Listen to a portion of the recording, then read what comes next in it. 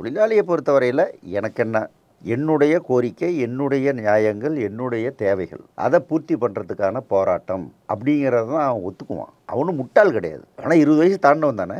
என் கட்சி கூப்பிடுது வா அப்படின்னு கூப்பிட்டா வந்துடுவான் அவன். அவனுக்கு உரிமை உள்ளது கிடைக்காம இருப்பதால் போராடும்போது கிடைக்குது. அப்போ உரிமை உள்ளதே போராடித்தான் பெற வேண்டியிருக்கு. இப்போ அந்த போராட்டங்கள் என்பது அதனால் என்ன இழப்பு ஏற்பட்டாலும் நான் ஏற்றுக்கிறேன்னு தொழிலாளி தெரிஞ்சு ஏற்றுக்கிட்டு தான் வரான். தொழிலாளி சம்பளத்தை குறைச்சிக்கோங்க, தொழிலாளியினுடைய லீவை குறைச்சிக்கோங்க, தொழிலாளியுடைய சலுகையை குறைச்சிக்கோங்க. எவனுக்கு சட்டப்படி சலுகை இருக்கோ அதை மற்றவனுக்கு வாங்கி கொடுக்கணுமா, மற்றவனுக்கு இல்லாமல் இருக்குது அது சட்டப்படி வாங்குறவனுக்கு குறைக்கணுமா? எது நியாயம்? நீங்கள் சென்னை மெட்ரோ ரயில்னு ஒன்று இருக்குதுங்க, இருக்கிறதுல மோஸ்ட் மாடர்ன் இண்டஸ்ட்ரி. அங்கே வந்து மொத்த பேரையும் நான் கான்ட்ராக்டில் எடுப்பேன்னு சொல்கிறான் அந்த நிர்வாகம். அப்படின்னா அந்த மொத்த பேரும் இவங்க சொல்கிற சமூக நீதிக்கு உட்படாதவர்கள். இது என்ன அப்படி நீங்கள் பேசுகிறதுல என்ன அர்த்தம் இருக்குது? சமூக நீதினு பேசுகிற என்ன அர்த்தம் இருக்குது? ஏற்கனவே இருக்கிறவனுக்கு ஒரு சம்பளம், இனிமேல் வர்றவனுக்கு ஒரு சம்பளம், இன்னும் 1 வருஷம் கழிச்சு வர்றவனுக்கு இன்னொரு சம்பளம். இது என்ன இது? இன்னும் பொதுவாகவே தொழிற்சங்கங்கள் தனியார் கார்ப்பரேட் நிறுவனங்களில் இருக்கையில் இப்போது ஒரு தொழிற்சங்கம் வந்துருச்சு அப்படின்னா இன்றைக்கி இருக்கக்கூடிய காம்படிட்டிவ் வேர்ல்டில் அந்த தொழில் நிறுவனம் தொழிற்சங்கம் இருக்கிறதுனால மற்ற நிறுவனங்களோட போட்டி ஓட முடியல, ஒரு ஃப்ளெக்சிபிளாக சில விஷயங்களை கொண்டு போக முடியலை, தொழிற்சங்கம் தடையாக இருக்குது வளர்ச்சிக்கு அப்படின்னு ஒரு வார்த்தை முன்வைக்கிறாங்க. இப்போ நீங்கள் சாம்சங் எல்லாம் போகிறீங்க, அது பின்னாடி வருவோம். இது மாதிரி பொதுவாக தனியார் கார்ப்பரேட் தொழில் நிறுவனங்களில் தொழிற்சங்கம்னு வந்துச்சு அப்படின்னா அது காம்படேட்டிவ் பண்ண முடியல, அடுத்த கட்டத்துக்கு போக முடியலன்னு ஒரு வாதம் வைக்கிறாங்க. அது உண்மையா? அதாவது ஒரு இடத்துல தொழிற்சங்கம் இருக்குது, இன்னொரு இடத்துல தொழிற்சங்கம் இல்லை, அதனால் வரக்கூடிய பிரச்சனை நீங்கள் பேசுகிறீங்க. நீங்கள் தொழிற்சங்கம் அப்படின்னு பொதுவாக நீங்கள் பார்த்தீங்கன்னா எல்லா கம்பெனிலையும் தொழிற்சங்கம் இருக்குதுன்னு வைங்க. அப்போ என்னாகும்?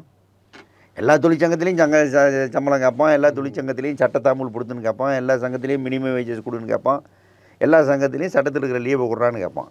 இப்போது சங்கம் இருக்கிற இடத்துல இதெல்லாம் கேட்குறோம் வாங்குகிறோம், சங்கம் இல்லாத இடத்துல அவன் அநியாயம் கொள்ளையடிக்கிறான். ஆகவே அவனோட இவன் போட்டி போட முடியல. தொழிற்சங்கம் இருக்கிற அப்படின்னா என்ன அர்த்தம்னா தொழிலாளி சம்பளத்தை குறைச்சிக்கோங்க, தொழிலாளியினுடைய லீவை குறைச்சிக்கோங்க, தொழிலாளியுடைய சலுகையை குறைச்சிக்கோங்க. எவனுக்கு சட்டப்படி சலுகை இருக்கோ அதை மற்றவனுக்கு வாங்கி கொடுக்கணுமா, மற்றவனுக்கு இல்லாமல் இருக்குது அது சட்டப்படி வாங்குறவனுக்கு குறைக்கணுமா? எது நியாயம்? ஒன்று. 2 நீங்கள் அவுட் சோர்ஸ் பண்ணுறீங்க, ஆள் எடுக்கிறீங்க, கான்ட்ராக்டில் ஆள் எடுக்கிறீங்க.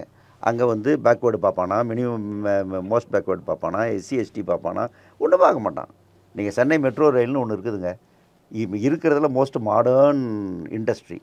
அங்கே மொத்த பேரையும் நான் கான்ட்ராக்டில் எடுப்பேன்னு சொல்கிறான் அந்த நிர்வாகம். மொத்த பேரையும், ஒரு ஆள் கூட பர்மனெண்ட் வைக்க மாட்டேன்.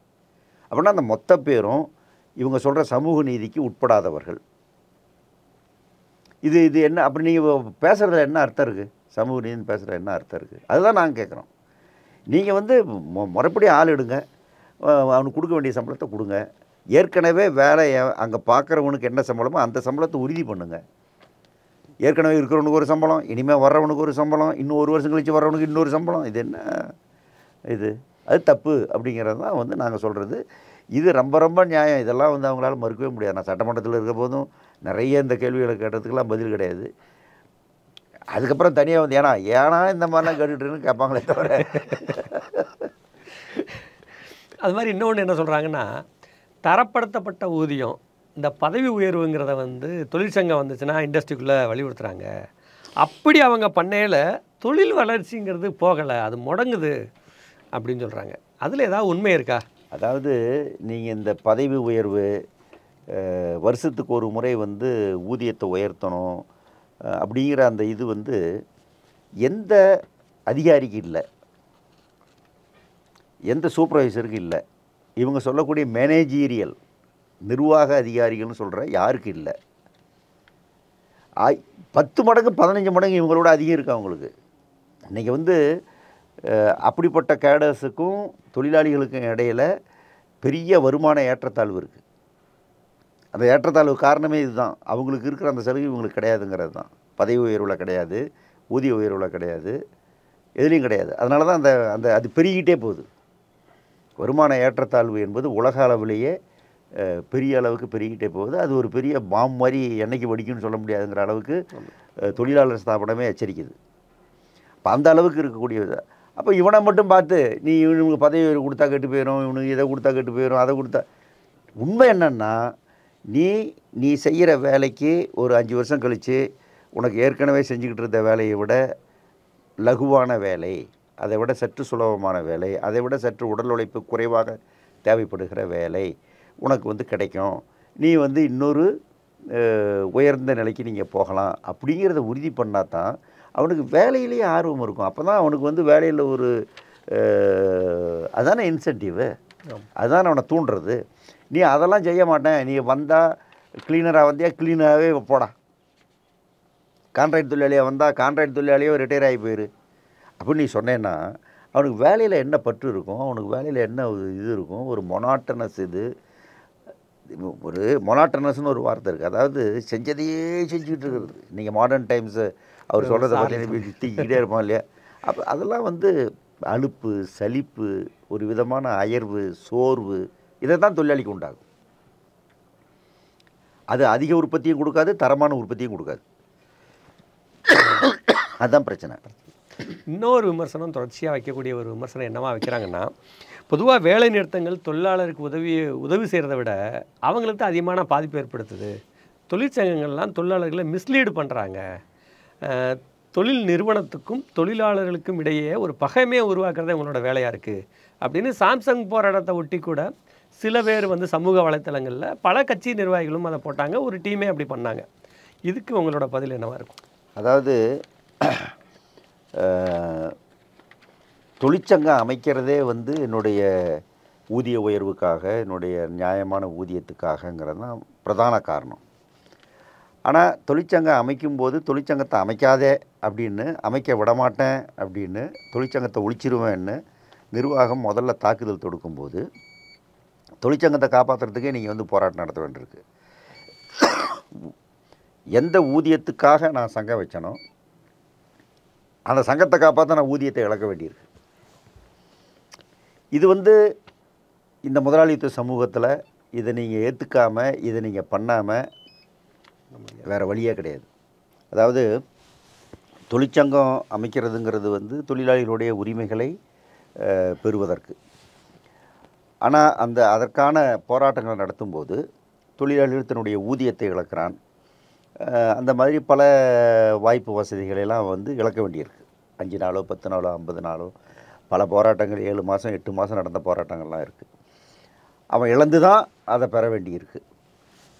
அதுதான் வந்து இல்லாதவர்கள், ஏழைப்பட்டவர்கள், தொழிலாளர்கள் அவர்களுக்கு இருக்கக்கூடிய நிலை. அவங்களுக்கு உரியதை எவ்வளோ சிறியதாக இருந்தாலும் பெற வேண்டுமென்றால் அவர்கள் சில நேரங்களில் பெரியதாக போராட வேண்டி இருக்கிறது என்பது இந்த சமூகத்தினுடைய ஒரு இழிநிலை. நீங்கள் சட்டங்கள் வந்து தானாக அமுலாயிரும், இதெல்லாம் அமுலாயிரும்னா இந்த பிரச்சனையே இல்லை. நீங்கள் சொல்லப்போனால் சங்கமே வராது, எதுக்கு சங்கம் வரணும்? ஆனால் எந்த ஒரு நாட்டிலையும் எந்த ஒரு இதுலேயும் முதலாளி தொழிலாளி என்ற அந்த பிரிவு இருக்கிற இடத்துல, அந்த வர்க்க இது இருக்கிற இடத்துல முதலாளி வந்து கம்பெனி ஆரம்பிக்கிறது லாபத்துக்காக. இப்போ கம்பெனி அமைக்கிறது லாபத்துக்காக அப்படின்னாக்கா அந்த லாபம் அடைவதில் அவர்களுக்கு இருக்கிற ஒரு முக்கியமான ஒரு எலிமெண்ட், ஒரு கூறு எதுன்னா தொழிலாளர் ஊதியம், தொழிலாளரின் வேலை நேரம். இந்த ரெண்டுலேயும் வந்து கை வச்சா இது ஏறும், லாபம் ஏறும். அப்போ தொடர்ந்து அதை அவர்கள் தாக்கி கொண்டே இருக்கிறார்கள். ஊதியத்தை குறைக்க முயற்சிக்கிறார்கள், வேலை நேரத்தை அதிகப்படுத்த முயற்சிக்கிறார்கள். வேலை நேரத்தை அதிகப்படுத்த முடியாவிட்டால் அந்த நேரத்துக்குள்ளாகவே கூடுதல் உற்பத்தி எப்படி எடுப்பது என்று பார்க்கிறார்கள், எப்படி கசக்கலாம் பிழியலாம் என்று அவர்கள் பார்க்கிறார்கள். இது வந்து தொழிலாளியெல்லாம் வந்து முடியாது, முடியாததை செய்ய சொல்லுகிற போது எவனால் செய்ய முடியும்? ஆகவே தொழிலாளி அதை வந்து எதுக்குறான், இயல்பாக எதுக்குறான். அப்படி எதுக்கிற அது போன்ற போராட்டங்கள் தான் நீங்கள் சொல்கிற வேலை நிறுத்தங்கள் மற்றதுங்கிறது. இந்த வேலை நிறுத்தங்கள் என்பது தொழிலாளிகளுக்கு வந்து இழப்பை ஏற்படுத்துகிறது என்று நீங்கள் சொன்னீங்கன்னா, அந்த இழப்புங்கிறது வந்து அவன் படுகிற பாடு, அவன் படுகிற கஷ்டம், அடுத்து அந்த வேலை நிறுத்தத்தால் அவன் உருவாக்கி கொள்ளக்கூடிய தனக்கு சாதகமான சில விதிகள், சில இது, அதனுடைய லாபம் பெருசு, இதை விட அது பெருசு. ஆகவே அதுதானே தவிர அதுக்கு மேலே அவனுக்கு வந்து அதில் பெரிய அதுதான் இழப்பு, அதுவும் இல்லாமல் இருந்தால் நல்லது தான். பட் அதை இழந்து தான் அதை பெற முடியும் என்றால் என்ன செய்ய முடியும்? அதே மாதிரி வந்து தொழிற்சங்கங்கள் உண்மையான தொழிலாளர் நலன்களை விட அரசியல் நோக்கங்களுக்காக தான் சில நேரத்தில் ஸ்ட்ரைக்குக்கே போகிறாங்க. இவங்க வேலை நிறுத்தத்துக்கு பின்னாடி ஒரு அரசியல் நோக்கம் இருக்குது அப்படின்னு பல கட்டத்துலையும் சொல்கிறாங்க. இப்போயும் பல பேர் சொல்கிறாங்க. சாம்சங் போராட்டத்தில் எடுத்தால் கூட அப்படி ஒரு கதையை கொண்டு வந்து நிப்பாட்டினாங்க. அப்படின்னா உண்மையிலேயே வந்து அரசியல் நோக்கத்தோட தான் வேலை நிறுத்தங்கள் நடக்குதா? அதாவது அரசியலில் 2 இருக்குது. ஒன்று வந்து ஒட்டுமொத்த சமூகம், ஒட்டுமொத்த மக்களுடைய முன்னேற்றம், அவங்க அவங்க எல்லாருமே நல்லா இருக்கணும், எல்லாருமே அவர்களுக்கு உரியதை பெறணும், எல்லாரும் வந்து ஒருத்தரோட ஒருத்தர் எந்த விதமான பாகுபாடும் இல்லாமல் வாழணும், அதுக்கான முயற்சி பண்ணுங்கிறது ஒரு அரசியல். அது வந்து ஏழைகளுக்கான அரசியல், வர்க்க அரசியல்னு நாங்கள் வந்து சொல்லுவோம். இன்னொன்று கட்சி அரசியல். இந்த சமூகத்துக்குள்ள, இந்த மோசமான சமூகத்துக்குள்ள, இந்த பாரபட்சமான பாகுபாடான சமூகத்துக்குள்ள எனக்கு ஒரு கட்சி உனக்கு ஒரு கட்சின்னு வச்சுக்கிட்டு பண்ணக்கூடிய அரசியல். கிட்டத்தட்ட எல்லா கட்சியும் ஒரே விதமான நோக்கமும் கொள்கையும் கொண்டவை தான். என்னதான் அவங்க வெளியே வந்து பல விஷயங்களில் பேசினாலும் அடிப்படையில் அதுதான். இப்போ தொழிற்சங்கம் வந்து அரசியல் போராட்டம் நடத்துதுன்னா என்ன அரசியல் போராட்டம் நடத்துது? எந்த ஒரு தொழிலாளி, இப்போ ஒரு தொழிற்சாலை எடுத்தாலும் பல கட்சிக்காரங்க உள்ளே இருப்பான், அல்லது கட்சிக்காரன் இல்லாதவன் இருப்பான். தொழிலாளியை பொறுத்தவரையில் எனக்கு என்ன, என்னுடைய கோரிக்கை, என்னுடைய நியாயங்கள், என்னுடைய தேவைகள், அதை பூர்த்தி பண்ணுறதுக்கான போராட்டம் அப்படிங்கிறத தான் அவன் ஏற்றுக்குவான், அப்படிங்கிறத தான் அவன் ஒத்துக்குவான். அவனும் முட்டாள் கிடையாது. ஆனால் 20 வயசு தாண்டினவன் தானே அவன். நான் சொன்னவன வாப்பா என் கட்சி கூப்பிடுது வா அப்படின்னு கூப்பிட்டா வந்துடுவான் அவன். இது ஒரு தப்பான கருத்து. பிரச்சனை என்னென்னா, எந்த ஒரு போராட்டம் நடந்தாலும், அவன் கோரிக்கைக்காக மற்றதுக்காக இப்படிப்பட்ட போராட்டம் நடந்தாலும் அது அரசியல் பிரச்சனை ஆகும். இப்போ நீங்கள் வந்து போராட்டம், நான் வந்து முதலாளியை எதிர்த்து போராடுறேன், எதுக்கு அங்கே போலீஸ் வரணும்? தீயை வச்சா போலீஸ் வா, நான் 2 பேரை கொண்டு விட்டா போலீஸ் வா. நான் பாட்டில் அமைதியாக ஒரு இடத்துல நிற்கிறதுக்கு விட மாட்டேங்கிறீங்க, இந்த இடத்துல நிற்கிறதுக்கு விட மாட்டேங்கிறீங்க, எங்கேயுமே நின்று என் கோரிக்கையை சொல்கிறதுக்கு இடம் கொடுக்க மாட்டேங்கிறீங்க, எதுவும் கொடுக்க மாட்டேங்க. இன்றைக்கி வந்து நம்முடைய தமிழ்நாடு அரசு நீங்கள் எடுத்திங்கன்னா மத்திய அரசாங்கத்தை எதிர்த்து எவ்வளோ குரல் கொடுக்குறீங்க, எவ்வளோ போராடுறீங்க. இன்னொரு போராட்டம் வெடிக்கும், இந்திய எதிர்ப்பு போராட்டம் வெடிக்கும்னு நீங்கள் சொல்கிறீங்க. நான் வந்து வசூல் பண்ணுற டேக்ஸ் உனக்கு கட்ட மாட்டேன்னு சொல்கிறீங்க. இதெல்லாம் கலக குரல் தானே, இது எதிர்ப்பு குரல் தானே. இப்போ இதை நான் செய்யணும் அப்படிங்கிற ஒரு தேவை எனக்கு இருக்குதுன்னா, அதை வந்து ஒருத்தர் செய்கிறத வந்து நீங்கள் வந்து ஏன் வந்து பலவந்தமாக நீங்கள் வந்து தடுக்கிறீங்க? போலீஸை வச்சு தடுக்கிறீங்க, கோர்ட்டை வச்சு தடுக்கிறீங்க, இன்ஜெக்ஷன் வாங்குறீங்க, 500 மீட்டருக்கு மேலே அந்த பக்கம் போன்றீங்க. இதெல்லாம் வந்து நீங்கள் வந்து பண்ணுறீங்க. அங்கே தான் அரசியல் வருது. என்ன அரசியல் வருது? அரசு தலையிடுது, போலீஸ் தலையிடுது, ரெவென்யூ டிபார்ட்மெண்ட் தலையிடுது, கலெக்டர் தலையிடுறாரு, எல்லாரும் தலையிடுறாங்க. நீ யாருக்கு சாதகமாக தலையிடுறீங்க அப்படின்னு பார்த்தா முதலாளிக்கு சாதகமாக தலையிடுறீங்க. இப்போ இன்றைக்கி வரைக்கும் இந்த நடக்கிற எந்த போராட்டத்திலும் தொழிலாளிக்கு சாதகமாக எந்த அரசும் தலையிட்டதில்லை. அவன் கேட்குறது நியாயம் தானே, கான்ட்ராக்டை வைக்கக்கூடாதுன்றான், நியாயம் தானே. அப்படின்னு எந்த கவர்மெண்ட் எங்களை பார்த்து சொல்லியிருக்கு? எந்த கவர்மெண்ட் முதலாளியை பார்த்து சொல்லியிருக்கு? சொல்லலை. சட்டத்தில் இருக்குங்க. இந்த தப்பை, கான்ட்ராக்ட் வைக்கிற தப்பு, தொழிலாளியை ஒரு சங்கத்தை ஒழிக்கிறதுக்கு நீ எடுக்கிற நடவடிக்கை பண்ணுற தப்பு, இதெல்லாம் சட்டவிரோதம், இதுக்கு 6 மாதம் தண்டிக்கலாம் அப்படிங்கிற அளவுக்கு சட்டத்தில் இடம் இருக்குது. எத்தனை முதலாளி தண்டிச்சிருக்காங்க இந்த 75 வருஷத்தில்? எவ்வளோ புகார். இப்போ இந்த சாம்சங் எடுத்து 3 புகார் கொடுத்துருக்கோம், பல மாதம் ஆகுது, கவர்மெண்ட் அசைய மாட்டேங்குதே. அத்தனையும் அப்பட்டமான சட்டவிரோதம், அசைய மாட்டேங்குதா கவர்மெண்ட்டு? இல்லை, 3 அமைச்சர்கள் தலையிட்டு தான் இதுக்கு பெரிய உதவி பண்ணாங்க அப்படின்னு சொல்கிறாங்களே. அது வந்து போராட்டத்தை முடிக்கிறதுக்காக அவங்க வந்து பேசுனது. அந்த போராட்டத்தில் வந்து நாம் சங்கம், அதில் கூட நாம் வந்து சங்கம் வந்து சரி இதுக்கு மேலே ஒரு லிமிட்டுக்கு மேலே போகிறதுங்கிறது தொழிலாளி எவ்வளோ நாள் தாங்க முடியும், தொழிலாளிங்கிறத கணக்கில் வச்சுக்கிட்டு நம்ம முடிச்சு போகிறோம். சங்கம் பதிவு செஞ்சாதாயா உள்ளே போவேன் அப்படின்னு நாங்கள் சொல்லியிருந்தால் போராட்டம் இன்னும் 2 மாதம் நீடிச்சிருக்கோம். சரி, அதை நாங்கள் நீதிமன்றத்தில் பார்த்துக்குறோம் அப்படின்னு நாங்கள் சொன்னதுனால தான் போராட்டம் அந்த லெவலில் முடிஞ்சுது. நாங்கள் தான் மந்திரிகளுக்கு உதவி பண்ணோம், மாறா மந்திரிகளை எங்களுக்கு உதவி பண்ணான்னு சொல்கிறாங்க. சரி இருக்கட்டும், நாங்கள் தான் கொடுத்தோம், நாங்கள் தான் பண்ணோம், நாங்கள் தான் செஞ்சோம் அப்படின்னு நாங்கள் கேட்காம எதை செஞ்சீங்க நீங்கள்? ஒரு 5 வருஷம் கழித்து இது நாங்கள் எங்கள் அரசு கொடுத்தது அப்படின்னு சொல்கிறதுலாம் எந்த அர்த்தமும் கிடையாது. அப்படி தான் எல்லாத்தையுமே சொல்லிகிட்டு இருக்காங்க. இன்றைக்கி வந்து வேலை நிறுத்தத்தால் தொழிலாளிகளுக்கு ஏற்படக்கூடிய இழப்பு மற்றது இதெல்லாம் நீங்கள் வந்து பார்க்குற போது அவன் அந்த இழப்பை ஏற்றுக்கொண்டு தான். நீங்கள் 300 வருட வரலாறு, தொழிற்சங்க வரலாறு நீங்கள் பார்த்தீங்கன்னா தொழிலாளி அங்குலமங்கலமாக போராடித்தான் அவனுக்கு உள்ள ஒவ்வொரு சின்ன சின்ன கடுகு போன்ற விஷயங்களையும் வாங்கியிருக்கான், பெற்றிருக்கான். இல்லை அது கிடைச்சிருக்காது அவனுக்கு. நீங்கள் போராடினதுனாலேயே அவனுக்கு உரிமையற்ற ஒன்றை யாராவது கொடுத்துருவாங்களா? அவனுக்கு உரிமை உள்ளது கிடைக்காமல் இருப்பதால் போராடும்போது கிடைக்குது. அப்போ உரிமை உள்ளதே போராடித்தான் பெற வேண்டியிருக்கு. இப்போ அந்த போராட்டங்கள் என்பது அதனால் என்ன இழப்பு ஏற்பட்டாலும் நான் ஏற்றுக்கிறேன்னு தொழிலாளி தெரிஞ்சு ஏற்றுக்கிட்டு தான் வரான். அதில் இந்த போராட்டத்தை உடைக்கிறதுக்கு அரசாங்கம் முதலாளி சார்பில் நிற்பது என்ற முதலாளித்துவ அரசியல் தான் அதுக்குள்ளே வருது.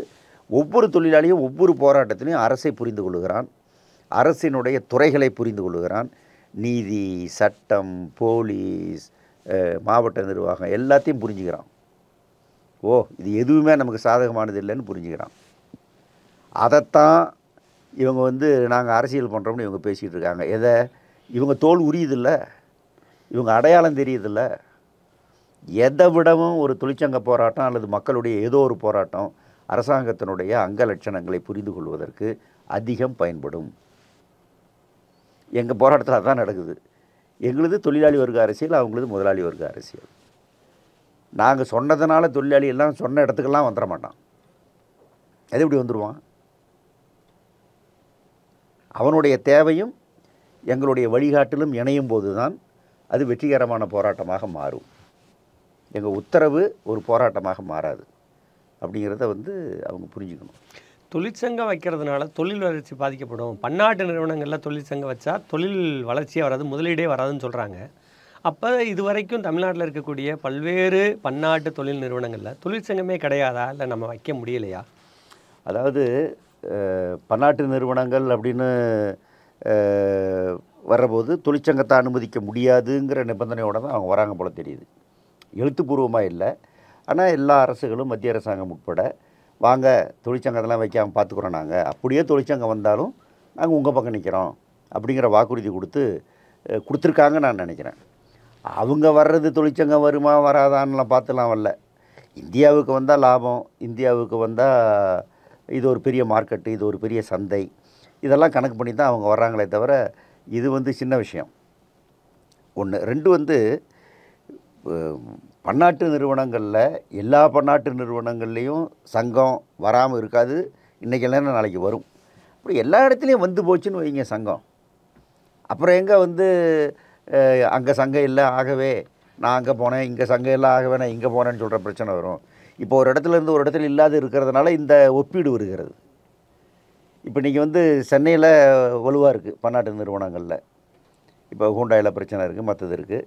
சிஐடியு தலையிடுறதுனால இங்கே எல்லா இடத்துலையும் சிஐடி சங்கம் வரும் அப்படிங்கிற ஒரு நிலைமை வந்துருச்சு. எங்கள் இதில் வேறு சில சங்கங்களும் இருக்குது. இப்போ இடதுசாரி சங்கங்கள் இருக்குது, எல்டியூசிங்கிற சங்கம் இருக்குது, மற்ற சில சங்கங்களும் இருக்குது. இப்போ இந்த சங்கங்கள் இன்றைக்கி இல்லைன்னா நாளைக்கு வந்துடும் அப்படிங்கிற நிலை காரணமாக பன்னாட்டு நிறுவனங்கள் அவன் என்ன பண்ணுறான் அப்படின்னா, ரைட்டுப்பா நீங்கள் அங்கே போகாதீங்க, என்ன வேணும் உங்களுக்கு நாங்களே கொடுத்துட்றோம்னா பார்த்து நாங்கள் ஏதாவது பண்ணிக்கலாம், நீங்கள் ஒரு கமிட்டி வச்சுங்க, நீங்கள் ஒரு இதை வச்சுங்க அப்படின்னு சொல்லி எல்லா இடத்திலும் அது போன்ற ஒரு அரேஞ்ச்மெண்ட், அது போன்ற ஒரு ஏற்பாட்டை நிறுவனங்கள் செய்து கொள்கிறார்கள். அது கிட்டத்தட்ட தொழிலாளருடைய எண்ணம் அறிந்து ஏதோ செய்ய வேண்டும் என்கிற ஒரு நெருக்கடியை, நிர்பந்தத்தை அவர்களுக்கு தெரிகிறது. நாங்கள் பேசாமலே தொழிலாளிக்கு கிடைக்க வேண்டியது கிடைச்சிக்கிட்டு இருக்குது. சிஐடியை காட்டி வந்துடுவான், ஜிஐடி வந்துடுவான், ஆகவே இந்தப்பா வேணா 10 ரூபா வச்சுக்கப்பா, சிஐடி கூப்பிட்டு வராத அப்படின்னு சொல்லி இந்த 10 ரூபா வச்சுக்க, கொடி ஏற்றிடாத என்று வருது. இதெல்லாமே இந்த சங்கங்கிறதுனால அவனுக்கு கிடைக்கக்கூடிய காசு தானே தவிர வேறு ஒன்றும் கிடையாது. எல்லா பன்னாட்டு நிறுவனங்களிலும் இன்றைக்கி சம்பளம் ஓரளவுக்கு இந்தியாவில் கொஞ்சம் ஏறி இருக்குது அப்படின்னா காரணம், சில இடத்துல சங்கம் சம்பளம் அதிகமாகும்போது இதே கோரிக்கை இன்னொரு இடத்துல வந்துடும். ஆகவே அதே அளவுக்கோ அதுக்கு நெருக்கமாகவோ நாம கொடுத்து ஒரு கமிட்டியை வச்சு கணக்கு பண்ணிக்கணும் என்ற ஒரு நிலை ஏற்பட்டு சம்பளத்தில் ஒரு பெரிய மாற்றம் வந்திருக்கு, சலுகைகளில் பெரிய மாற்றம் வந்திருக்கு, சட்டத்தை அமுல்படுத்த வேண்டிய கட்டாயத்தில் ஒரு மாற்றம் வந்திருக்கு. அது காரணம் இந்த தொழிற்சங்க இயக்கத்தினுடைய சாதனை, அது தொழிற்சங்க இயக்கத்தினுடைய வெற்றி. சில இடத்துல பேசி வருது, சில இடத்துல எங்களை காட்டியே வருது, அவங்க வந்துடுவாங்க அப்படிங்கிறதாலேயே வருது. அது இங்கேயே நாங்கள் பார்க்குறோம், இந்தியா முழுதும் பார்க்குறோம். இன்றைக்கி நொய்டாவில் சங்கம் இல்லை, தொழிற்சங்கம் அப்படிங்கிற பேரில் இல்லை அப்படின்னா, ஆனால் இந்த உள் ஏற்பாடுகள் இருக்குது. உள்ளுக்குள்ளே இருக்குது. ஆமாம், உள்ளே ஏற்பாடு அது இல்லாமல் இருக்க முடியாது. இல்லைன்னா தொழிலாளி வெடிப்பான். அதனால் வந்து இப்போ தொழிலாளியும் சரிப்பா இப்போ வந்து நம்மக்கிட்டே கொடுத்துறேன்றான். அப்புறம் எதுக்கு எங்கிட்டே வந்து சொல்கிறாங்க, சரி இப்போ நீங்களே உங்களுக்குள்ளே இருங்க நாங்கள் கொடுத்துட்றோம் அப்படின்னு சொல்கிறாங்க. என்ன பண்ணுறது அப்படின்னு கேட்பாங்க. ரொம்ப சந்தோஷம், நீ அதை முதல்ல அனுபவிச்சுக்கிட்டு எப்போ அது கிடைக்காம போதோ அப்போ பார்த்துக்கலாம். நாங்கள் உள்ளே நுழையணும், நாங்கள் உள்ளே வரணுங்கிறதெல்லாம் எங்கள் நோக்கமே கிடையாது. நீ நல்லா இருக்கணும், அவ்வளோதான். அப்படி தான் சொல்லி அனுப்புகிறோம். இப்போ நிறைய கம்பெனிகள் அந்த மாதிரி எங்களுக்கு வருது. சங்கம் இருக்காது, ஆனால் எங்களோட முழு தொடர்பில் இருப்பாங்க. பேச்சுவார்த்தை நடக்கும், என்ன பேசுகிறேன் எங்கிட்ட வந்து கேட்டு தான் போவாங்க. அதனால் இதுதான் நடந்துக்கிட்டு இருக்குது. இது வந்து இது ஒரு பெரிய இதுதான். அதனால் எல்லா பன்னாட்டு நிறுவனங்களும் இந்த இதிலிருந்து தப்பிக்க முடியாது. சரி, நீங்கள் சொன்னீங்க இப்போ ஹூண்டாயில் உங்களோட போராட்டம் அனுபவம் கைவிலங்கு உள்ளிட்டு பல சர்ச்சைகள் வெடிச்சது. அந்த போராட்டத்தோட எக்ஸ்பீரியன்ஸ் என்ன? அதாவது இப்போ ஹூண்டாயில் வந்து ஒரு குறிப்பிட்ட காலத்துக்கு பிறகு ஹூண்டாய் வந்து சங்கம் இல்லாமல் இருந்தது, மற்றது இருந்தது. பட்டு அங்கே இருக்கிற நிலைமைகளை சகிக்க முடியாமல், தாங்க முடியாமல் தொழிலாளிகள் வந்து சங்கம் அமைக்கிறாங்க. சங்கம் அமைச்சு அவங்க சிஐடியை கொண்டு போய் இது பண்ணும்போது கடுமையாக அந்த தரப்புல இருந்து தாக்குதல் வருது. ஒரு 2 வருஷம் 1.25 வருஷத்துக்குள்ளே 5 ஸ்ட்ரைக்கு பண்ண வேண்டிய நிலைமை ஏற்பட்டது. உள்ளுக்குள்ளே ஏற்பட்ட ஒரு தகராறு காரணமாக ஒரு 70-80 பேர் அவங்க வந்து டிஸ்மிஸ் பண்ணாங்க. டிஸ்மிஸ் பண்ணவங்களுக்கு வேலை கொடுங்கிற போராட்டம் வந்து திரும்ப வேலை நிறுத்தங்கள் நடந்தது. அதில் ஒரு 37-40 பேருக்கு வந்து திருப்பி வேலை வாங்கினோம். இதெல்லாம் வந்து நடந்தது. சிஐடிவை ஏற்றுக்க மாட்டோம், இந்த தலைமையை ஏற்றுக்க மாட்டோம், சவுந்தரராஜனை ஏற்றுக்க மாட்டோம் அப்படிங்கிறது அவங்களுடைய முக்கியமான இதுவாக இருந்தது. அவங்க என்ன சொன்னாங்கன்னா, எங்கள் கொள்கை தொழிற்சாலைக்குள் தொழிற்சங்கம் என்ற ஒன்றை எந்த சூழ்நிலைமையிலும் அனுமதிக்க மாட்டோம். சட்டப்படி அமைக்கப்பட்ட ஒரு தொழிற்சங்கம், சட்டப்படி பதிவு செய்யப்பட்ட ஒரு தொழிற்சங்கம் என்பதை இங்கே கம்பெனிக்குள்ள அனுமதிக்க மாட்டோம் அப்படிங்கிறது தான் அவங்களுடைய டிக்ளேர்டு பாலிசி. ஆனால் என்னாச்சுன்னா, நாங்கள் சங்கம் வச்சு இந்த போராட்டங்கள் நடக்க சரி நாம் வந்து இந்திய சட்டத்துக்கு உள்ளிட்டு இவங்க பண்ணக்கூடிய இந்த விஷயங்களை நாம் வந்து இதுக்கு மேலே நம்மளால் வந்து சங்கமில்லை என்ற ஒரு நிலையில் இருக்க முடியாது, இன்னொரு சங்கத்தை உருவாக்க வேண்டும் அப்படின்னு அவங்க அறிவித்த கொள்கையை கைவிட்டு அவங்களுக்கு வேண்டிய ஒரு சங்கத்தை உருவாக்கினார்கள். அந்த சங்கம் தான் இப்போ அங்கே இருக்குது. அதுக்கு எங்களுக்கு நாங்கள் என்ன கேட்குறோன்னா, ரகசிய வாக்கெடுப்பு நடத்து, எதுக்கு அதிக ஓட்டம் அவனை அங்கீகாரம் பண்ணி நாங்கள் சொல்கிறோம், மேனேஜ்மெண்ட் ஒத்துக்க மாட்டேன்றான், இது நடந்துக்கிட்டு இருக்கு. அப்போது போட்டி சங்கத்தை வச்சு அதையும் சட்டப்படியான ஒரு சங்கம் என்கிட்ட இருக்குதுன்னு காட்டித்தான் அவன் வந்து எங்களை வந்து எதாவது பண்ண முடியும் அப்படிங்கிற ஒரு நிலைமை ஏற்பட்டது. பார்த்திங்களா, அதுவே எங்களுக்கு பெரிய வெற்றி. இப்போது அவன் என்ன பண்ணுறான்னா, அந்த சங்கத்தில் இருக்கிறவங்க இந்த பாருங்கள், அந்த ஹெச்எம்ஐயு வெளியே இருக்குது, அவங்க தகராறு பண்ணிடுவாங்க, அவன் இப்போ ஸ்ட்ரைக் பண்ணுன்னு சொல்லிகிட்டு இருக்கிறான். இப்படி மிரட்டி தான் அவன் வாங்கிட்டு இருக்கிறான். இப்போ எங்களை காட்டி தான் காசு வருது. இப்போ 26,000-25,000 சம்பளம் உயர்வு அப்படின்னா நாங்கள் இன்னொரு இடத்துல 25,000 வாங்குகிறோம். அதே 25,000 அவங்களுக்கு அவன் கொடுத்துட்றான். இது எதுக்கு வம்பு அப்படின்ட்டு, எதுக்குடா வம்புன்னு 25,000 கொடுக்குறான் அல்லது 24,000 கொடுக்குறான். பல விஷயங்கள் சட்டப்படி நடக்காமல் இருக்குது. அதை நாங்கள் வந்து அவனுக்கு நிறுவனத்துக்கு எழுதுகிறோம், இல்லைன்னா லேபர் டிபார்ட்மெண்ட்டுக்கு எழுதுகிறோம், மற்றதுக்கு எழுதுகிறோம். இதை பார்த்துட்டு அப்போ அவன் கேட்குறான், அதை கொடுத்துருங்க. இப்படி நடந்துக்கிட்டு இருக்குது. இதுதான் இப்போ ஹூண்டாயில் இப்போ நடக்குது. நாங்கள் வந்து நேரடியாக பேச்சுவார்த்தைக்கு போகாமலே இது எங்களுடைய ஆவி அங்கே பேசிக்கிட்டு உண்மைதான் பேசிக்கிட்டு இருக்கு. பல கம்பெனிகளில் அது நடக்குது. அதனால் அது வந்து பிரச்சனை இல்லை. அந்த எல்லா இடத்துலையும் அது வந்து அது அவங்க தப்பிக்கவே முடியாதுங்க. இந்த வர்க்க பாகுபாடு இருக்கிற இடத்துல முதலாளிகளுடைய அநீதியை எதிர்த்து தொழிலாளிகளினுடைய அந்த வர்க்க போராட்டம் என்பது, இவன் அநியாயம் பண்ணுறான் அப்படின்னு நினச்சாலே இது போராட்டம் தானே, இவன் அயோக்கியம் நினச்சாலே இது போராட்டம் தானே, அந்த மனக்குமுறலே ஒரு போராட்டம் தானே. அது வந்து செயலாக எப்போ வெடிக்கும்னு தெரியாது. ஆனால் அந்த குமுறல் இருந்துக்கிட்டு தான் இருக்குது, உள்ளுக்குள்ளே இருந்துக்கிட்டு தான் இருக்கும்.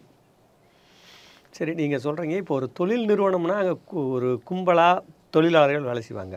ஆனால் இன்றைக்கி இருக்க நவீன தொழில்நுட்ப யுகத்தில் இப்போ குறிப்பாக பார்த்திங்கன்னா சுமோட்டோ, ஸ்விக்கி, ஓலா, ஊபர் அப்படிங்கிறது முதலாளி யாருன்னு தெரியாது. இது வந்து ஒரு நிறுவனமயப்படுத்த விட்டது இல்லாமல் பெரும்பகுதி தொழிலாளர்கள் இருக்காங்க. இவங்களோட உரிமைகளை எப்படி பாதுகாக்கிறது, இவங்களுக்கான ஊதிய உயர்வு என்ன, இவங்களோட சமூக பாதுகாப்பை எப்படி தொழிற்சங்கம் உறுதி செய்ய முடியும், இல்லை அப்படி ஏதாவது வழி இருக்கா, இல்லை தொழிற்சங்கமே இல்லாமல் போகிறதுக்கு வழி இருக்கா? அதாவது அந்த எந்த வடிவத்தில் நீங்கள் வந்து ஒருத்தங்கிட்ட வேலை வாங்கினாலும் உபேரு அல்லது சொமாட்டோ ஆப் அடிப்படையில் முதலாளி யாருன்னே உனக்கு தெரியாது. இந்த ஆப்பு திடீர்னு நாளையிலேருந்து நீ உனக்கு ஆப்பை அவன் முடக்கிட்டா முடிஞ்சு போச்சு, உனக்கு அவனுக்கு தொடர்பு இல்லை, நீ வேலைக்கு போக முடியாது. அந்த அளவுக்கு எந்த விதமான பாதுகாப்பும், குறைஞ்சபட்ச பாதுகாப்பு கூட இல்லாத தொழிலாளிகளாக அவங்க இருக்காங்க. உலகம் முழுவதும் கோடிக்கணக்கான பேர் இருக்காங்க. இந்தியாவிலேயும் அதே மாதிரி கோடிக்கணக்கான பேர் இருக்காங்க. இப்போது இந்த சமூக வளர்ச்சியில்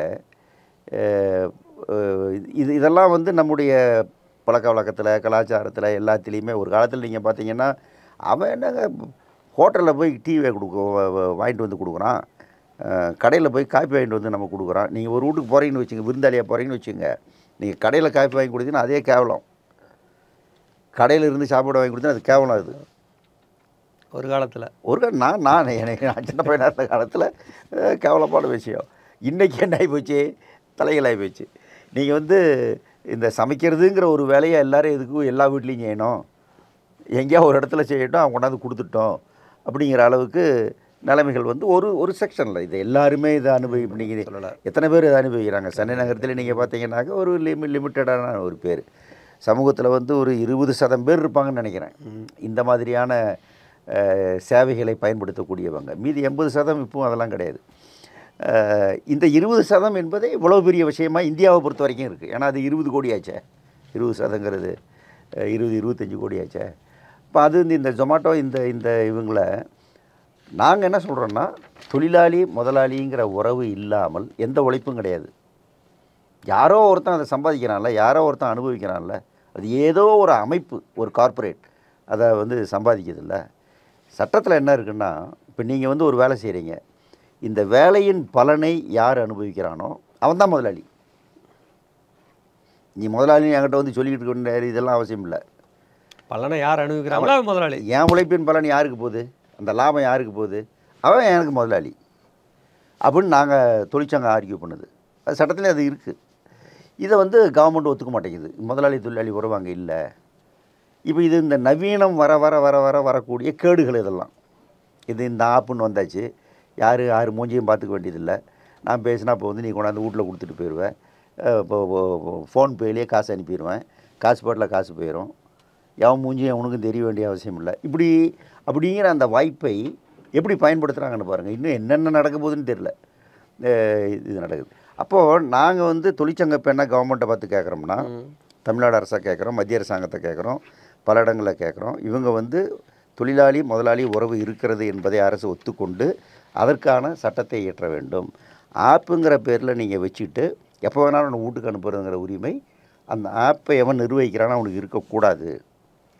அப்படி நீங்கள் வந்து ஒருத்தனை வந்து தொங்கலில் விடக்கூடாது, எந்த பாதுகாப்பும் இல்லாமல் ஒருத்தனை விடக்கூடாது அப்படிங்கிறது நம்முடைய வாதம். இதை எதிர்கொள்ள முடியாமல் கவர்மெண்ட் என்ன பண்ணுதுன்னா, சரி அவங்களுக்கெல்லாம் வெல்ஃபேர் அமைப்பு ஒரு நலவாரியம் வச்சு கொடுத்துட்றோம் அப்படின்னு நலவாரிய சட்டங்கள் வர தொடங்கியாச்சு. ராஜஸ்தானில் வந்தது, இப்போ தமிழ்நாட்டில் வந்திருக்கு, இப்போ பரிசீலனையில் இருக்குது, இப்படி பல இடத்துல வருது. இப்போ அவங்களுக்கு வந்து இந்த சட்டம் மற்றவர்களுக்கு இருப்பதை போன்ற சட்டம் வேண்டும் என்ற போராட்டம் நடந்து கொண்டிருக்கிறது. அதை அடைவோம், அதில் ஒன்றும் இது இல்லை. அதே மாதிரி அவங்களை நீ நிறுத்தினேன்னா காரணம் சொல்லணும். நீ என்னை வேலைக்கு வச்சுருக்க அப்படின்னா என்னை ஏன் நிறுத்தி ஏன்னு காரணம் சொல்லணும்ல. ஆமாம், அதானே இயற்கை நீதி, அதானே நேச்சுரல் ஜஸ்டிஸ். அந்த காரணம் கூட சொல்ல வேண்டாம்னா என்ன அர்த்தம்? அப்போது காரணம் சொல்லு, அவனுக்கு ரீசனபிள் ஆப்பர்ச்சுனிட்டி கொடு, அவனுக்கு பொருத்தமான வாய்ப்பு கொடுத்து அவனுடைய நிலையை சொல்ல கொடுத்து அதுக்கப்புறம் நீ நடவடிக்கை எடுக்கிறதுங்கிறது அது அடுத்தது. ஆகவே இந்த சட்ட வாய்ப்புகள் அவனுக்கு வேணும். ஒருத்தனை தூக்கி போடுறதுங்கிறது இஷ்டத்துக்கு நீ பண்ணக்கூடாது. அது வந்து லிஞ்ச் லா, அது வந்து அங்கங்கே பண்ணக்கூடிய சட்டம். அது கிடையாது. சட்டத்தின் ஆட்சி இருக்கிற இடத்துல ஒரு நாட்டில் அது அனுமதிக்கக்கூடாது. இதை நம்ம ஆர்கியூ பண்ணுறோம், நம்ம ஜெயிப்போம். இப்போ கொள்ளையடிச்சிக்கிட்டு இருக்கானுங்க, நம்ம வந்து அந்த போராட்டத்தை நடத்துகிறோம். பட் பிரச்சனை என்னென்னா அவங்கள திரட்டுறதுல பல சிரமம் இருக்குது. உடனே ஆள் தெரிஞ்ச உடனே வெளியேற்றிடுறான். நான் உடனே அது ஒரு கேஸ் போடுறதுக்கு மற்றது போடுறதுக்கு இன்றைக்கி சட்டத்தில் இடம் இல்லை. இதெல்லாம் வந்து அவங்க பயன்படுத்தி பண்ணிக்கிட்டு இருக்கிறாங்க. இது வந்து நாங்கள் வந்து எதிர்கொண்டுட்ருக்கோம். இப்போ வந்து நாமளும் எப்படி இதாக பண்ணலாம், இப்போது இதே மாதிரி ஒரு ஆப்பை நாம ஏன் டெவலப் பண்ணக்கூடாது? அந்த ஆப்பு மூலமாக நாம் ஏன் வந்து இது கூடாது? இப்போ அவன் வந்து ஆப்பில் வந்து கொள்ளையடிக்கிறான் கமிஷன் எடுத்து. நம்ம வந்து இந்த செயல்பாட்டுக்கு தேவையான பணத்தை மட்டும் எடுத்துக்கிட்டு மீதி பூரா அந்த ஒர்க்கருக்கே கிடைக்கிறது ஏன் பண்ணக்கூடாது? இப்படிலாம் யோசிக்கிறோம். யூபரில் யோசிக்கிறோம், ஓலாவில் யோசிக்கிறோம். அதில் பல பிரச்சனை இருக்குது. இதெல்லாம் அரசு நம்மளை மாதிரி அமைப்புகளுக்கு உதவி செய்வார்களானால் நம்ம சுலபமாக செய்யலாம். ஆனால் அரசு தனியார்கள் அதை ஒருத்தர் எவனோ கொள்ளையடிச்சிட்டு எங்கேயோ கூட்டு போகிறதுக்கு, அது ஜப்பான்காரன் அமெரிக்காக்காரன் கொள்ளையடிக்கிறதுக்கு இவங்க உதவி பண்ணிகிட்டு இருக்கிறாங்க. எதுக்காக உதவி பண்ணணும்னு எங்களுக்கு புரியல. சரி, நீங்கள் எவ்வளோ இப்போ சொல்கிறீங்க. கேரளாவில் வந்து இடதுசாரி அரசு இருக்கிறதுனால அவங்க ஆட்டோ மாதிரி இடங்கள் எல்லாம் ஒரு செயலியை செயல்படுத்த முயற்சி பண்ணிகிட்டு இருக்காங்க. நல்லாவே போகுதுன்றாங்க. இப்போ அந்த மாதிரி ஏன் பண்ணக்கூடாது? பெங்காலில் கூட அதை பண்ணுறான்னு சொல்கிறாங்க. இப்போ நாங்கள் அதே மாதிரி சில முயற்சி எடுத்தோம். பட் அதுக்கான சக்தி நமக்கு இன்னும் இல்லைன்னு வைங்களேன். அதுக்கு பணம் தேவைப்படுது, மற்றது தேவைப்படுது. முயற்சி பண்ணிகிட்ருக்குறோம். இது ஒன்று. இன்றைக்கி ஆர்டிஃபிஷியல் இன்டெலிஜென்ட் இது மாதிரியே மாடர்ன் டெக்னாலஜி வந்ததுக்கு பின்னாடி ஐடி மாதிரியே நிறுவனங்களில் நீங்கள் சொன்னீங்கல்ல, ஒரு நேச்சுரல் சஸ்டிஸுங்கிறது உன்னை வெளியில் அனுப்புறதுக்கு என்ன ரீசன் சொல்லி தான் அனுப்பணுன்ட்டு. அவ்வளோ பெரிய நிறுவனங்களில் கூட இன்றைக்கி வந்து மொத்தமாக காலி பண்ணுறாங்களே, யாருக்கும் ரீசன்லாம் சொல்கிறது இல்லையே. அதெல்லாம் எப்படி நம்ம எதிர்கொள்கிறோம்? இல்லாட்டி அந்த தொழிலாளர்கள் நம்ம பக்கத்தில் இருக்காங்களா? அவங்களுக்கான தீர்வு என்னவாக இருக்கும்? இங்கே தான் நீங்கள் ஆரம்பத்தில் கேட்ட கேள்வி வருது. தொழிற்சங்கத்தினுடைய தேவை என்ன, அல்லது தொழிற்சங்கம் தான் இதெல்லாம் கெடுக்குதா? இப்போ தொழிற்சங்கம் இல்லாததுனால தான் அவங்க இந்த கஷ்டத்தை அனுபவிச்சுட்டு இருக்காங்க. இப்போ நீங்கள் வந்து கோயம்புத்தூரில் ஒரு நிறுவனம் இருந்தது. அந்த நிறுவனம் வந்து இங்கேருந்து அமெரிக்காவில் இருக்கிற பிள்ளைகளுக்கு டியூட்டர் பண்ணுற வேலை உங்களுக்கு தெரியும்னு நினைக்கிறேன். இருந்தது.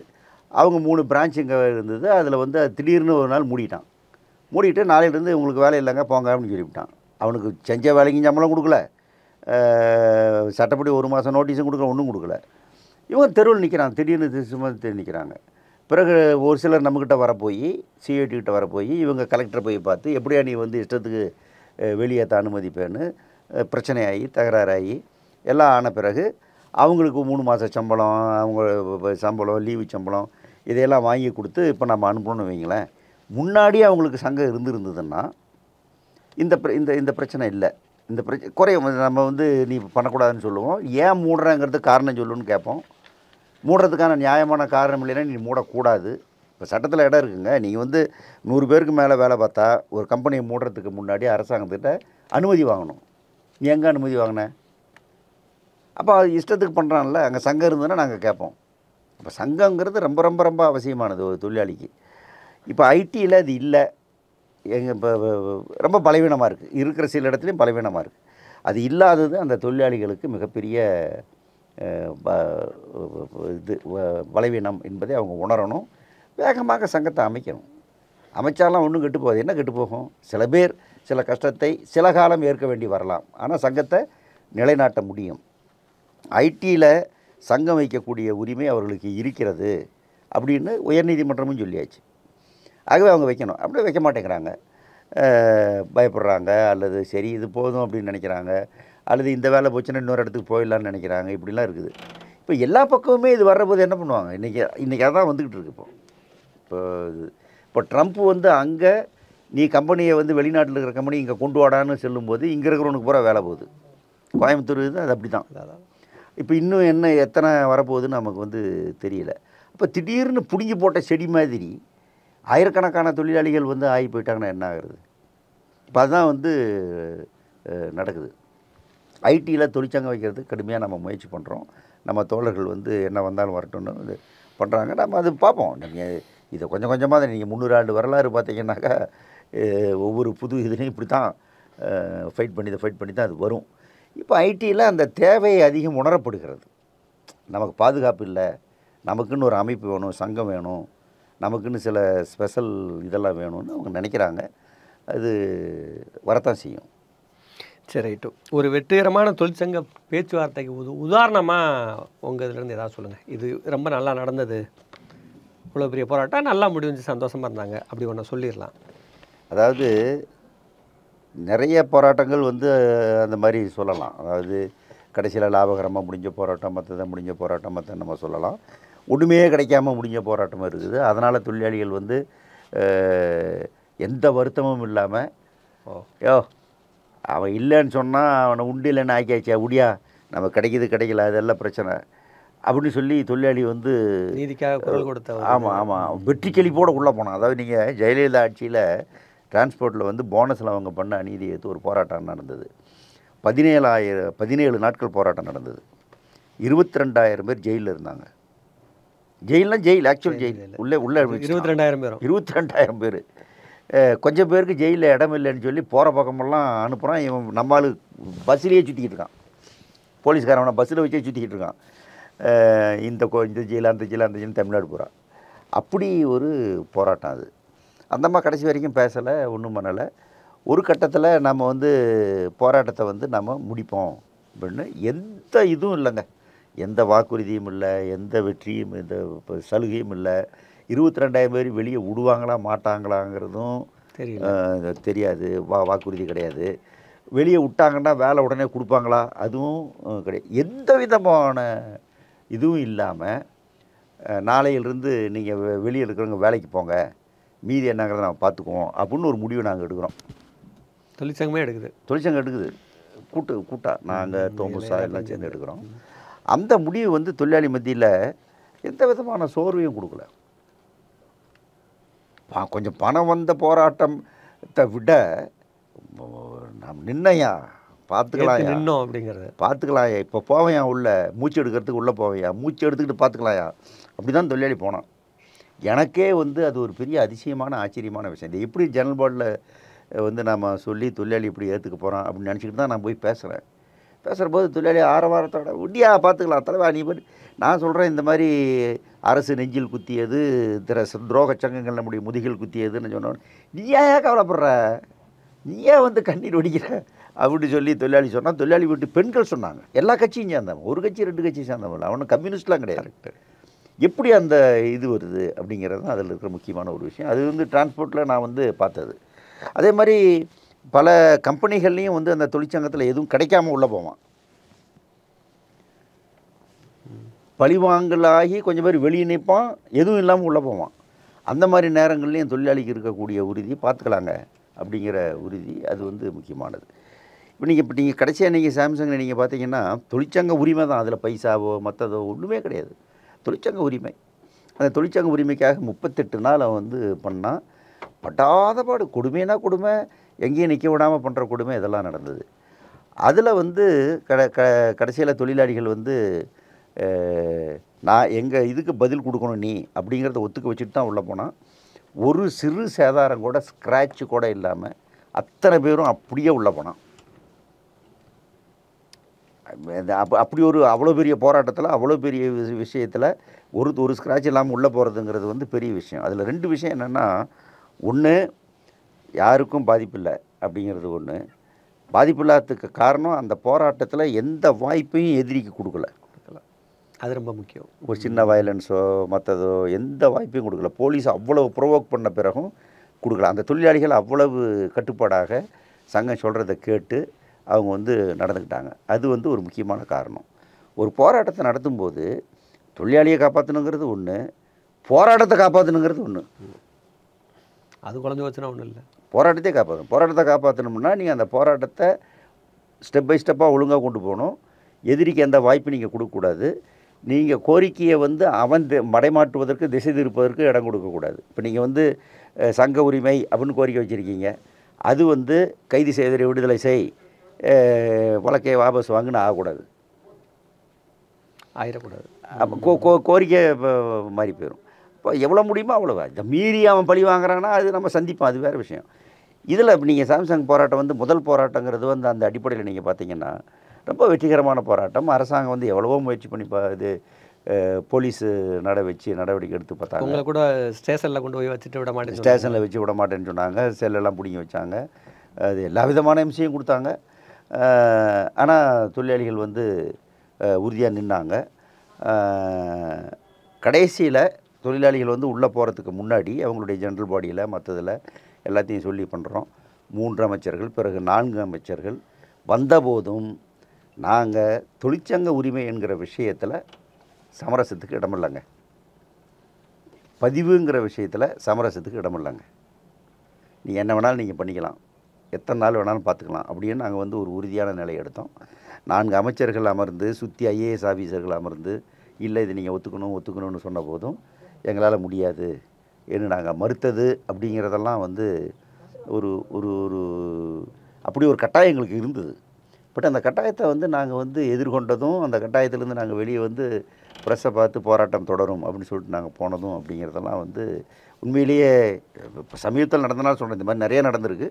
சமீபத்தில் நடந்ததுனால நான் சொல்கிறேன். அந்த அந்த போராட்டம் இப்போ அங்கே வந்து 2வது போராட்டம் நடக்குது. அந்த போராட்டம் முதல் கட்டம்.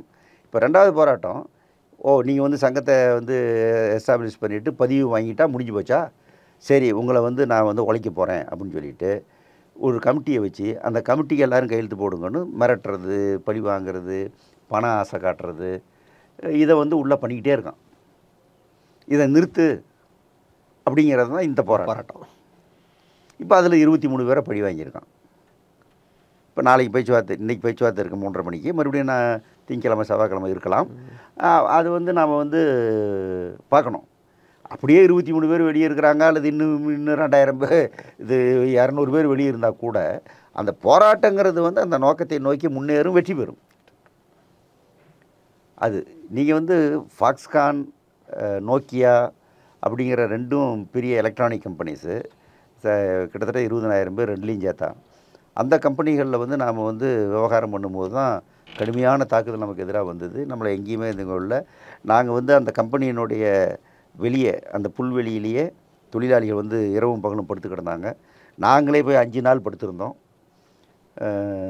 நான் ஃபிசிக்கலாக 5 நாள் நான் படுத்திருந்தேன். அதேமாதிரி ஹூண்டாயிலையும் 5 நாள் படுத்திருந்தேன். இது நம்ம அங்கே போகும்போது அந்த தொழிலாளிக்கு அந்த இது வருது, தைரியம் வருது. அவங்களோடைய படுத்து கிடந்தோன்னு வைங்களேன். அதில் தான் எங்களை வந்து கைது பண்ணது, அதில் தான் எங்களுக்கு கை விலங்கு போட்டது. எனக்கு, முத்துக்குமாருக்கு, இன்னொரு 13 தொழிலாளிகளுக்கு இது கூட்டிகிட்டு வரும்போது போட்டாங்க. இது என்னென்னா, இப்போ எம்எஃப்எல்ங்கிற மெட்ராஸ் ஃபெர்டிலைசர்ஸ் லிமிட்டடில் வின்சென்ட் தலைவராக இருக்கும்போது அவருக்கு கைவிலங்கு போட்டாங்க. அதை எதிர்த்து நான் வழக்கு போட்டு கைவிலங்கு போடுவதற்கு சட்டத்தில் இடமில்லை, கைவிலங்கு நீ எப்படி போடலாம் என்று ஒரு தீர்ப்பே வாங்கினோம். உங்களுக்கு எனக்கு கைவிலங்கு போட்டாங்க. அதில் பெரிய கொடுமை என்னன்னா, கலைஞர் அதெல்லாம் கிடையாதுன்னார் அவர். அதுக்கான ஃபோட்டோவாக இருக்குது நம்மக்கிட்ட சொன்னார். அப்புறம் அப்படி வைங்களேன். அதனால் இது வந்து முதலாளிகளுக்கு ஒரு ஒரு ஒரு மன சாந்தி, ஒரு திருப்தி கிடைப்பதற்காக என்ன வேணாலும் பண்ணலாங்கிற முடிவுக்கு சில நேரங்களில் அரசு போகுது என்பது தான் அதனுடைய வர்க்க குணம். அதை நம்ம என்ன செய்ய முடியும். அப்போ அதை நீங்கள் ஃபைட் பண்ணி தான் ஆகணும்.